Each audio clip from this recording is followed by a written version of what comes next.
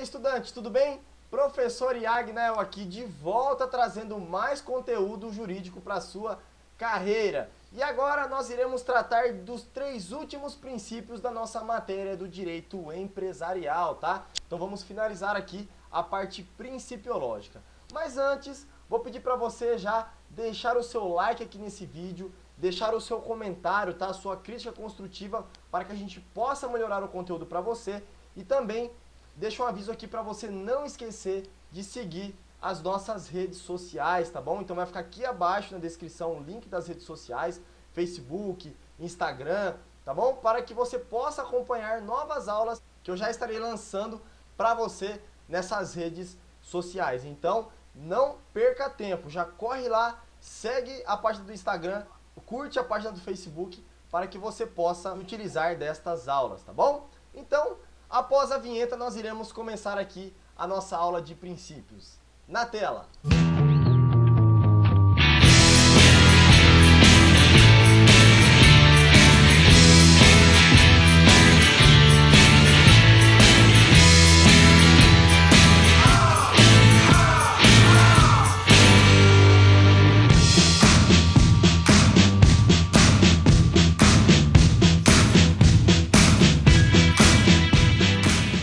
Estamos de volta então para tratar aqui dos últimos princípios da nossa matéria do ramo do direito empresarial. E agora nós iremos começar com o princípio da garantia e defesa da propriedade privada. Então vem comigo aqui no slide para a gente já começar a efetuar a leitura da doutrina. Vamos lá! A propriedade privada também está elencada no artigo 170 da Constituição Federal como princípio constitucional da ordem econômica, formando junto com a livre iniciativa e a livre concorrência a tríade que dá sustentação ao direito empresarial. Então olha só, os outros 2 princípios que nós tratamos nas aulas anteriores, mais o princípio da propriedade privada, é que sustenta a nossa matéria do direito empresarial. Então são os 3 princípios mais importantes do nosso ramo do direito empresarial. Olha só, nós temos aí o princípio da livre iniciativa, que deriva do artigo 170, o princípio da livre concorrência, que deriva também do artigo 170, inciso 4, da Constituição Federal, e a propriedade privada, que deriva do artigo 170, inciso 2 da Constituição Federal. Nós sabemos que a propriedade privada, em um país que rege o sistema capitalista, ela deve ser muito respeitada. Por quê?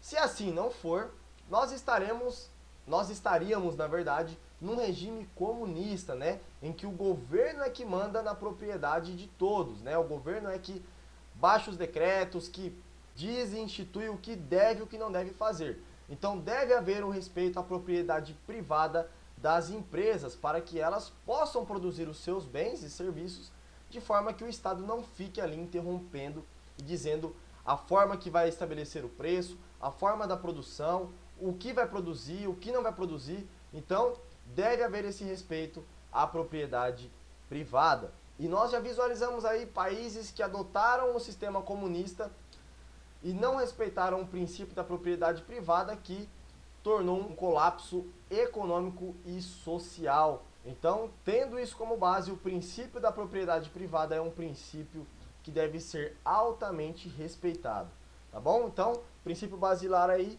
que também forma o pilar do direito empresarial. Agora a gente vai avançar em outros 2 princípios que também são importantes, tá bom? Porque nos faz entender algumas evoluções aqui da nossa matéria do direito empresarial. O primeiro deles é o princípio da preservação da empresa. Esse princípio ele está sendo amplamente propagado nos dias atuais e esse princípio também inspirou algumas alterações legislativas, como por exemplo, a Lei de Recuperação Judicial e Falência, que é a Lei 11.101 de 2005. Esse princípio também está sendo muito utilizado como fundamentos de inúmeras decisões judiciais. Então perceba aqui, ó, eu trouxe 2 decisões judiciais que são exemplos de utilização desse princípio na hora da decisão dos tribunais, tá bom? Então olha só, a gente tem a ementa aí, né, processo civil, execução, penhora de renda, ausência de prévia citação e nulidade. E o teor da decisão. As turmas que compõem a segunda sessão deste tribunal, olha só, têm admitido a penhora sobre o faturamento da empresa desde que, olha só, a gente tem uma condicionante. Então a turma admite a penhora sobre o faturamento da empresa. Mas, porém, sobretudo, todavia, né? Desde que haja cumuladamente. Então tem que ter cumuladamente esses 3 requisitos que a gente vai ler agora. Olha só. O primeiro deles, o devedor não deve possuir bens, ou se possuir, que sejam esses de difícil execução ou insuficientes para saldar o crédito demandado. Então é o primeiro requisito. O segundo, que haja indicação de administrador e esquema de pagamento. Então, é bagunçado assim essa penhora? Não. Então deve ter um administrador e um esquema de como vai funcionar essa penhora sobre o faturamento. E o percentual fixado sobre o faturamento não deve tornar inviável o exercício da atividade empresarial. Então olha só, a gente percebe que os tribunais estão tendo uma preocupação com a atividade empresarial. Eles estão tendo uma preocupação em preservar a empresa, não é verdade? Então, olha só, a turma poderia falar, não, vamos penhorar aí o faturamento em 30% aí. Não, peraí, vamos se preocupar primeiro com a forma, né, dessa penhora do faturamento para que não prejudique a atividade empresarial. Olha só a próxima decisão aí, ó, a ementa. Processo civil, agravo regimental, medida cautelar, penhora sobre o faturamento bruto da empresa, ausência de outros bens passíveis de constrição eficaz, possibilidade percentual elevado, comprometimento das atividades empresariais e redução. Olha só, o teor da decisão. Conquanto possível a penhora sobre o faturamento bruto da devedora, olha só, mais uma vez estamos tratando de penhora do faturamento. Quando inexistentes bens disponíveis de fácil liquidação, deve ela observar percentual que não comprometa a rigidez financeira, ameaçando o prosseguimento das atividades empresariais. Então, olha a preocupação desse ministro, né, desse relator Aldir Passarinho Júnior, se utilizando aí do princípio da preservação da empresa para que preserve essa atividade empresarial e não comprometa aí o seu lucro e também o seu desenvolvimento econômico. Mas cabe ressaltar aqui uma pequena crítica doutrinária, tá bom? Então vou até fazer um quadro novo aqui para a gente fazer algumas pequenas anotações. Vamos colocar aí, ó, críticas. Já coloca aí no seu caderno. Vamos lá. Primeira crítica doutrinária. A doutrina diz que num sistema capitalista, nós sabemos que existem empresas que merecem prosperar e empresas que merecem falir, não é verdade? Então, a crítica doutrinária diz o seguinte, o princípio em si ele é bom, só que se a gente não souber equilibrar esse princípio, ele pode se tornar um caos para a sociedade. Por quê? A empresa ela deve se adaptar ao desenvolvimento tecnológico, né? Então a gente sabe que empresa que fica para trás, como por exemplo a Kodak, que era uma enorme empresa de câmeras e posteriormente a Kodak sumiu, né? É uma empresa que foi à falência. Por quê? Porque ela não se adaptou ao mercado. Veio a câmera digital e ela continuou com as câmeras antigas. Ela demorou muito tempo para se adaptar ao mercado. Então, a primeira crítica doutrinária, o capitalismo ele não é um regime que vai ter dó de ninguém.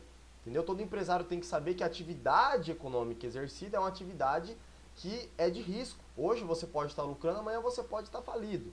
Entendeu? Então isso é comum do capitalismo. Ok? Então esse princípio da preservação da empresa, ele acaba fazendo com que os órgãos do Estado não deixem, ou seja, fiquem auxiliando essa empresa para que ela não chegue à beira da falência, para que ela não tenha prejuízos. E isso é ruim, porque tem empresas que merecem falir, né? Tem empresas que não prestam um serviço de boa qualidade e por isso não tem o rendimento esperado. A segunda crítica, ela diz respeito ao quê? Ela diz respeito ao governo, porque o governo ele tem ali projetos e incentivos para auxiliar essas empresas que estão indo mal, né? E aí a gente pensa o seguinte, eu até concordo um pouco com a doutrina.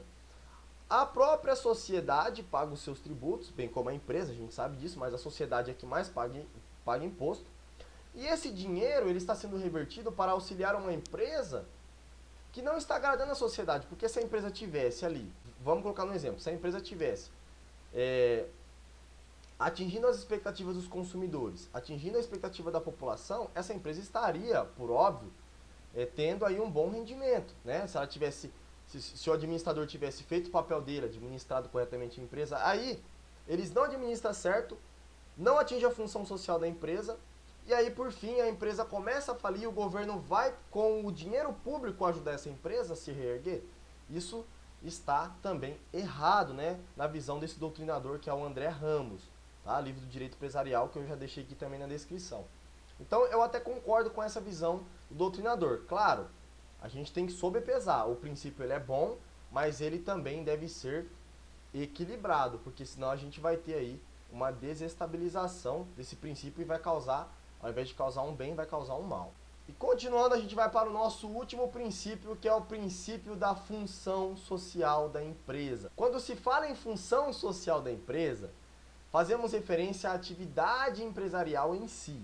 Então, a atividade empresarial em si é que faz a função social da empresa, que decorre do uso dos chamados bens de produção pelos empresários.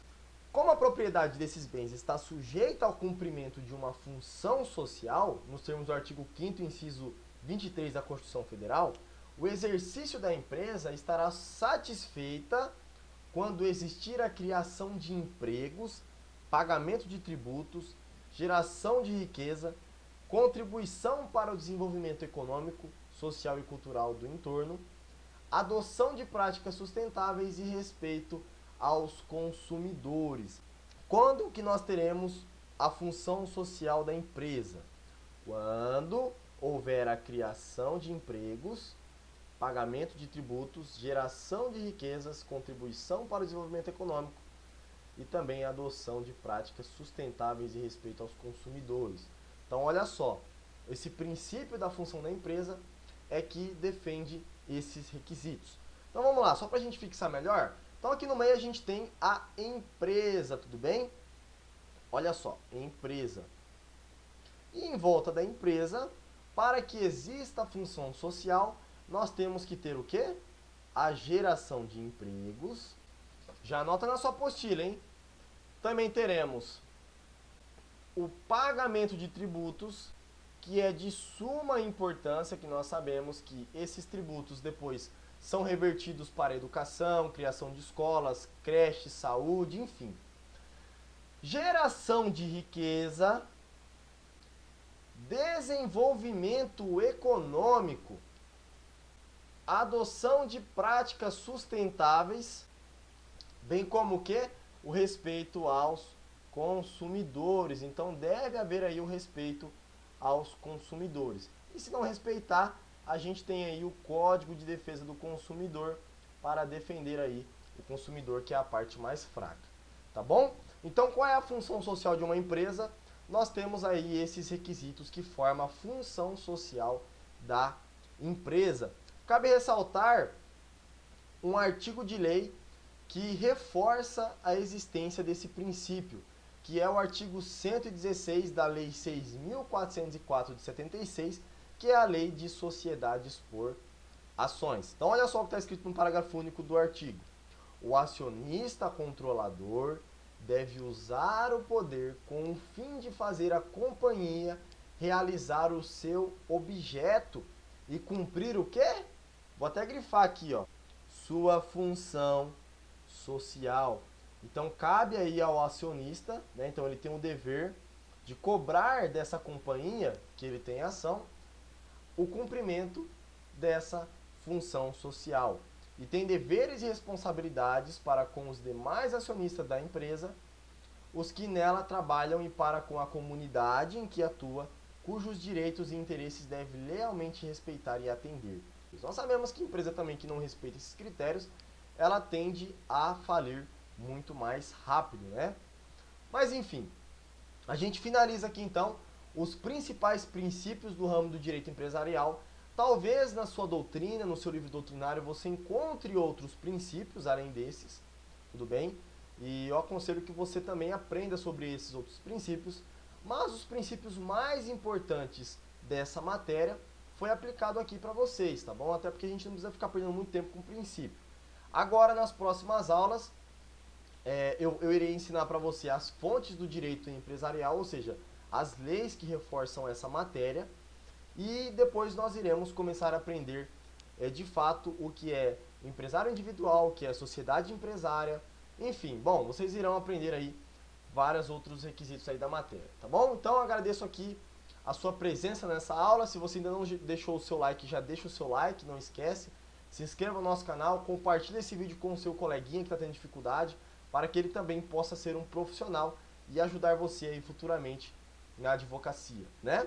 Então, aquele abraço e a gente se vê agora na próxima aula. Tô te esperando, hein? Não vai me deixar aqui te esperando sozinho. Tchau, tchau.